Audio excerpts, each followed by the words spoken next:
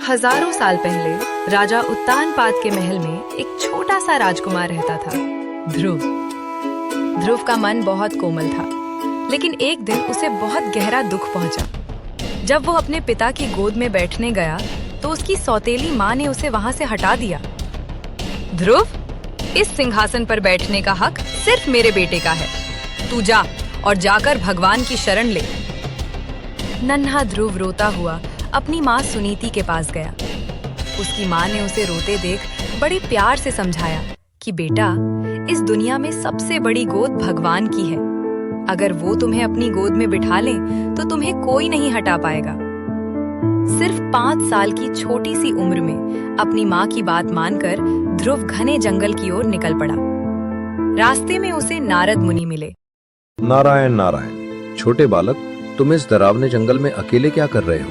यहाँ तो बड़े बड़े जानवर हैं। मुनिवर, मुझे भगवान को पाना है।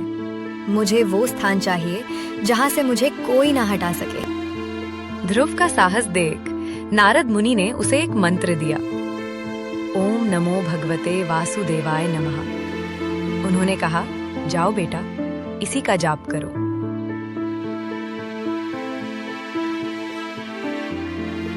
ध्रुव ने यमुना नदी के किनारे बैठकर तपस्या शुरू की। पहले वह फल खाकर रहा, फिर केवल पत्ते खाकर, और अंत में उसने सांस लेना भी कम कर दिया। उसकी भक्ति इतनी तेज थी कि पूरे ब्रह्मांड में उसकी गूंज सुनाई देने लगी। ओम नमो भगवते वासुदेवाय नमः। ओम नमो भगवते वासुदेवाय नमः। इंद्र और बाकी देवता डर गए कि ये छोटा बच्चा क्या मांग लेगा। उन्होंने ध्रुव को डराने की कोशिश की। कभी तूफान आए तो कभी बिजली कड़की, पर ध्रुव हिला तक नहीं। ओम नमो भगवते वासुदेवाय नमः। ओम नमो भगवते वासुदेवाय नमः। आखिरकार नन्हे ध्रुव की पुकार सुनकर स्वयं भगवान विष्णु प्रकट हुए। उनकी आभा सूर्य से भी तेज थी।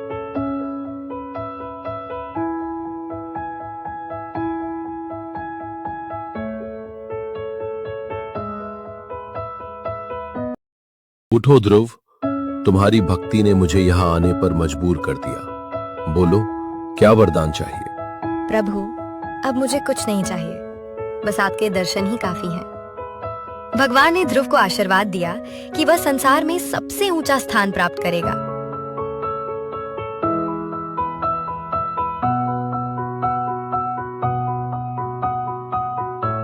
वही नन्हा ध्रुव आज आसमान में ध्रुव तारा बनकर चमकता है, जो सदियों से नाविकों और मुसाफिरों को रास्ता दिखा रहा है। तो बच्चों, ध्रुव की ये कहानी हमें सिखाती है कि अगर आपका इरादा पक्का हो तो उम्र मायने नहीं रखती।